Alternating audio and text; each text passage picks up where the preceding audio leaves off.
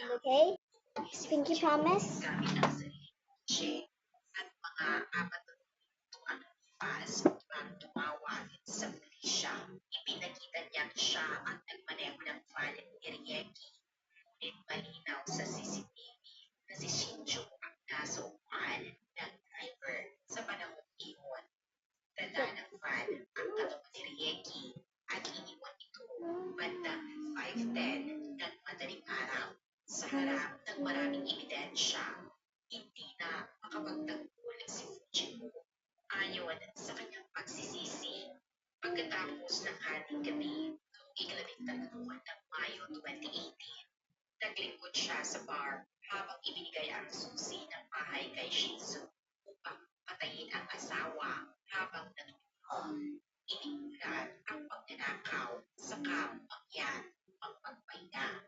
Upang hindi mayag ang insidente, binigyan ni Fujimo si Rieki ng gibing may sleeping pills. Hindi alam ni Rieki ang balak ng kanyang asawa at pagkalungkod sa kanto. Agad na tinawagan ni Fujimo si Shinzo at magkasama nilang pinatay si Rieki gamit ang electrical cord bago ginamit ni Shinzo upang i-drive ang van. Sa katunayan, hindi komplikado ang balangkas ng kasong ito.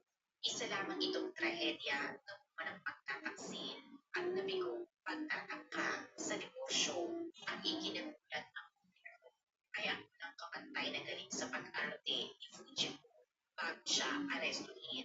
Nadalit lang ang lahat. Ang kilos niya ay hindi kahawig ng isang mamamatay tao. Ngunit kahit ang isang mahusay na aktres ay may sandali ng kapabayaan. Sa katapusan ng Mayo, matapos ang libing ni Rieki, tumawag si Fujimo sa kanyang biyanan at isang pag-uusap lamang ang sinabi.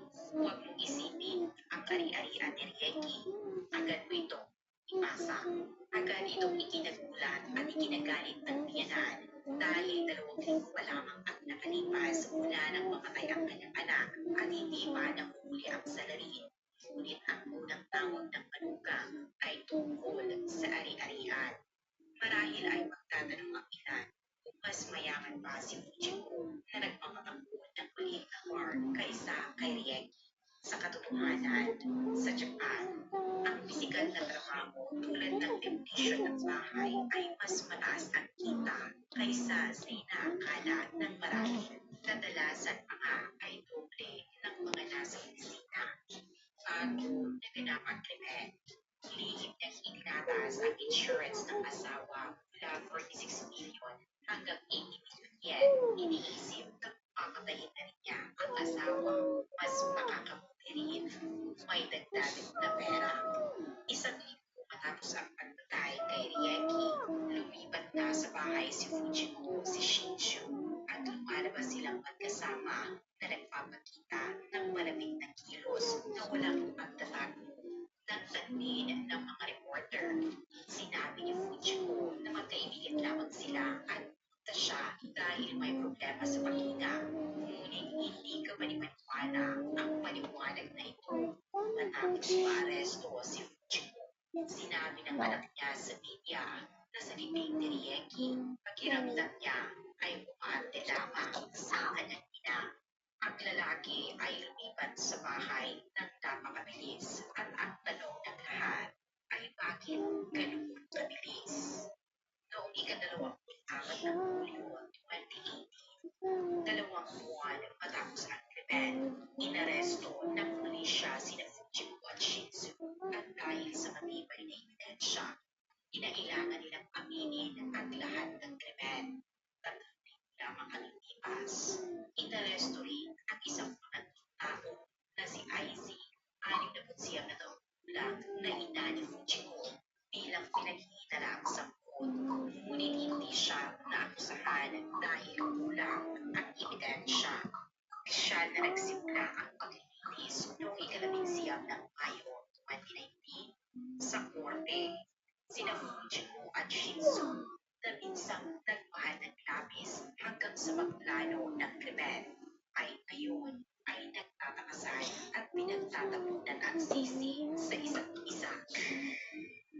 Ayon kay Shih Tzu, umiwas siya dahil naniwala siyang mahal siya ni Fujiko at handa siyang magsamo sa plano dahil sa pag-ibig na ngunit sumpan ng nasasaktan.